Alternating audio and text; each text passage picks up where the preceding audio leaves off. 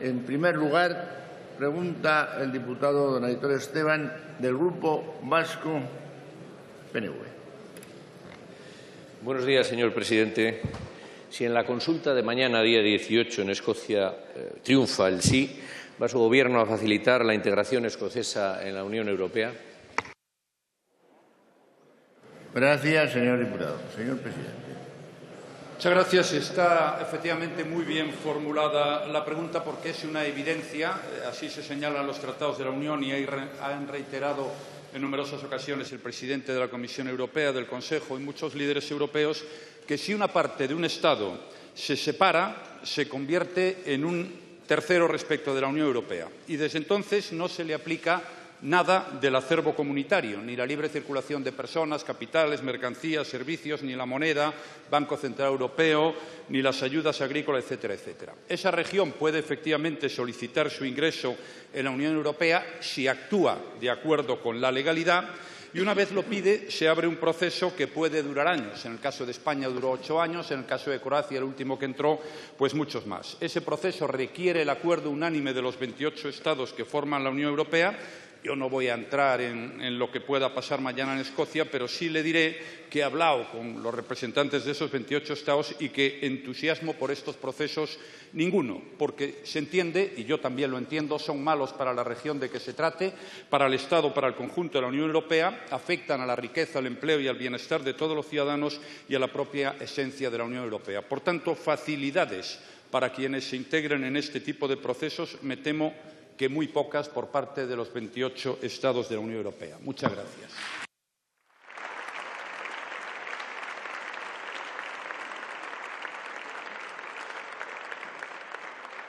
Muchas gracias, señor presidente. Señor diputado.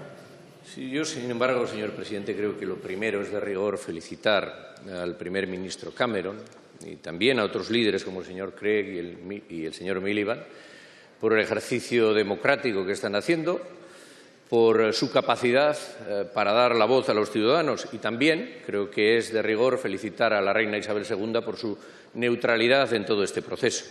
Han mostrado respeto a un Parlamento, a la voluntad mayoritaria de ese Parlamento, dejando que el pueblo escocés se manifieste libremente sobre su estatus de una manera pactada. Se suele subrayar mucho el concepto de unión personal, en este caso, en el caso escocés. Igual monarca, pero distinto país, con distinto parlamento, leyes, lengua, etcétera. En el caso escocés, el Parlamento autónomo fue realmente hace muy poco recuperado. Pero es que ese concepto de unión personal tampoco es extraño a España. Esa situación era la de Cataluña, exactamente, cuando sus instituciones, con sus leyes diferenciadas, fueron suprimidas por la fuerza en contra de la voluntad del pueblo catalán en 1714 y posteriormente con los decretos de nueva planta. Silencio, por favor. El señor Salmond dice que ha hablado con ustedes. Ustedes dicen que no han hablado con el Gobierno escocés. Supongo que me lo aclarará ahora.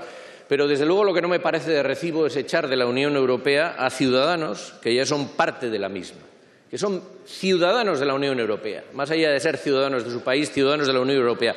Queremos integrar a países que se han desangrado en cruentas guerras civiles y vamos a echar a ciudadanos que ya son europeos simplemente por el mero hecho de que democrática y pacíficamente han querido decidir sobre su estatus con el Estado a que pertenecían. Desde luego, no me parece ni una política europea ni una política democrática. Señor presidente, por mucho que se diga, según el ordenamiento jurídico español, con la autorización de su Gobierno, es posible y legal una consulta sin efectos jurídicos directos en Cataluña.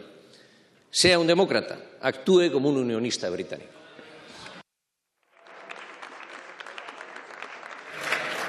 Gracias, señor Esteban. Señor presidente. Mire, hay muchas diferencias, como sabe, señor Esteban, entre el proceso que se está produciendo en Escocia y otros acontecimientos que están teniendo lugar aquí. Probablemente una y muy importante es que Escocia prácticamente no tiene competencias al lado de las que tiene País Vasco, Cataluña u otras muchas comunidades autónomas españolas.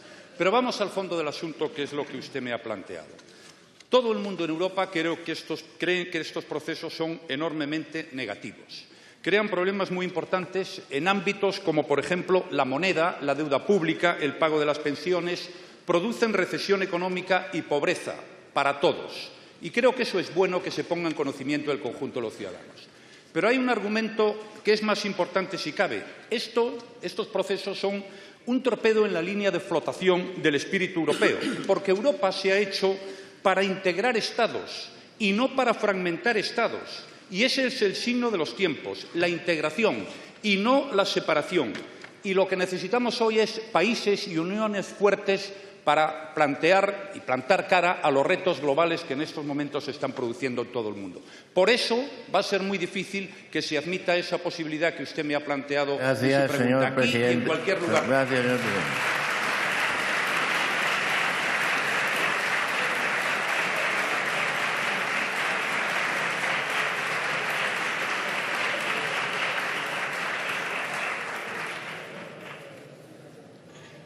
Pregunta que formula la diputada